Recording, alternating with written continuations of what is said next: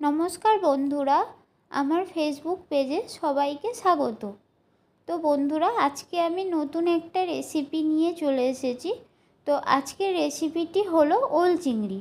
তো দেখে নেওয়া যাক ওল চিংড়ি আমি কিভাবে বানিয়েছি। প্রথমে আমি একটা কড়াইতে কিছুটা জল গরম করে নিয়েছি। তারপরে আমি কেটে রাখা ওলগুলো দিয়ে দিচ্ছি। এখন আমি কিছুটা নুন আর লেবু দিয়ে ওলটাকে সিদ্ধ করে নেব। লেবুর রসটা দেওয়ার কারণ ওল খেলে অনেকের গলা চুলকায়, তো আমি সেই জন্য লেবুর রস দিয়ে ওলটাকে সিদ্ধ করে নিচ্ছি। ঢাকা দিয়ে সিদ্ধ করে নিয়েছি, খুলে দেখে নেওয়া যাক ওলটা সিদ্ধ হয়েছে কিনা। তো ঠিকঠাক সিদ্ধ হয়ে গেছে। এখন আমি একটা ঝুড়িতে নামিয়ে নেব। তো এখানে আমি চিংড়ি মাছটা কেটে ধুয়ে নিয়েছি। এখন একটু নুন আর হলুদ দিয়ে চিংড়ি মাছটাকে মাখিয়ে নেব।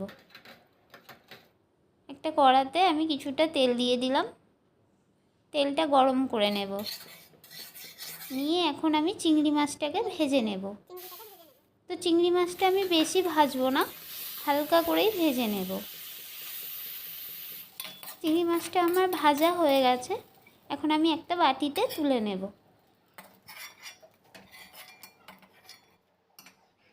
ওই কড়াতেই কিছুটা সর্ষের তেল দিয়ে দিচ্ছি। তেলটা গরম করে নিয়ে এখন দিয়ে দেব একটা শুকনো লঙ্কা, এলাচ, দারচিনি, লবঙ্গ আর দুটো তেজপাতা। একটু নাড়িয়ে নিয়ে দিয়ে দেব একটু পাঁচফোড়ন, আবার একটু নাড়িয়ে নেব।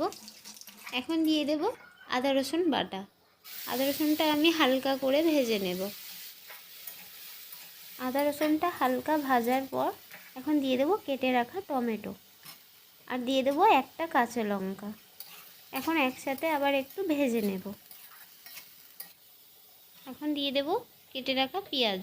এখানে আমি একটা বড় সাইজের পেঁয়াজ ছোট ছোট করে কেটে নিয়েছি। আর দিয়ে দেব কেটে রাখা আলু। আলু, পেঁয়াজ, মশলাগুলোর সাথে আবার একটু আমি ভালো করে কষিয়ে নেব। এখন দিয়ে দিচ্ছি একটু লবণ। লবণটাও দিয়ে একটু ভালো করে নেড়ে নেব।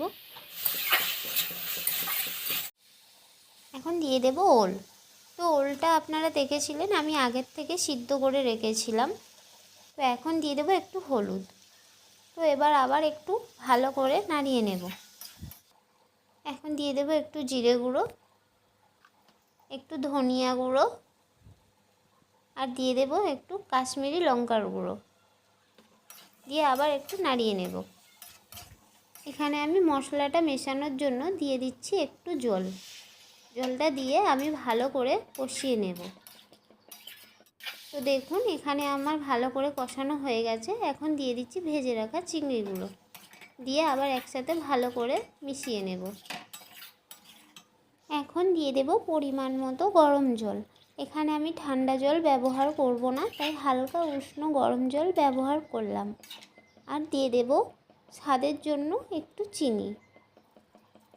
তো এবার আমি তরকারিটা 10 মিনিটের জন্য ফুটিয়ে নেব। ফিরে আসলাম 10 মিনিট পর। এখন দিয়ে দেবো একটু গরম মশলা, দিয়ে একটু ভালো করে মিশিয়ে নেব। আর দিয়ে দেব 1 চামচ ঘি, দিয়ে আবার একটু মিশিয়ে নেব। তো আজকে আমার ওল চিংড়ি রেডি হয়ে গেছে। এখন নামিয়ে নেব। তো বন্ধুরা, আমার নতুন রেসিপি দেখার জন্য আমার চ্যানেলটিতে ফলো করে দেবেন আর লাইক, শেয়ার, কমেন্ট করতে ভুলবেন না। তো সবশেষে আপনাদেরকে জানাই আপনারা সবাই ভালো থাকবেন, সুস্থ থাকবেন, সাবধানে থাকবেন।